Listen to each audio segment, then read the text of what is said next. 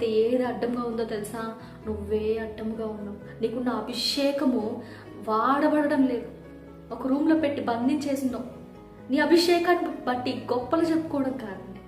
కొత్త బైక్ కొన్నాను, నేను ఆ బైక్ని ఇంటి లోపల పెట్టేసేసి 4 గోడల మధ్య పెట్టేసేసి తాళం వేసేసి, ఇదిగో నేను కొత్త బైక్ కొనుక్కున్నాను, ఈ కలర్ ఉంది, ఈ ఫీచర్స్ ఉన్నాయి, ఇంత మైలేజ్ ఉంది, ఇవన్నీ చెప్పడం బట్టి ఏం ప్రయోజనం? తాళం తీసి బండి బయటకు తీసి రోడ్డు మీద నడిపితే కదా ప్రయోజనం. అందుకే కదా ఆ బండిని నేను కొనుక్కునింది. నీకు ఇచ్చిన అభిషేకము, నీకు ఇచ్చిన పిలుపు బంధించి పెట్టేందుకు కాదు కదా. చివరిగా ఒకవేళ ఇప్పటికీ కూడా వెనకంజ వేస్తున్నారా?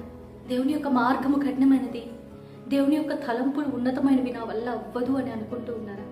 ఉన్న వాటిని బట్టి నిరీక్షించడం కాదు, విశ్వసించడం కాదు, లేని దానిని బట్టి ఒక్కమారు విశ్వాసంతో అడుగు ముందుకు వేయండి. రిస్క్ తీసుకోండి. పరిశుద్ధాత్మ దేవుడు మీకు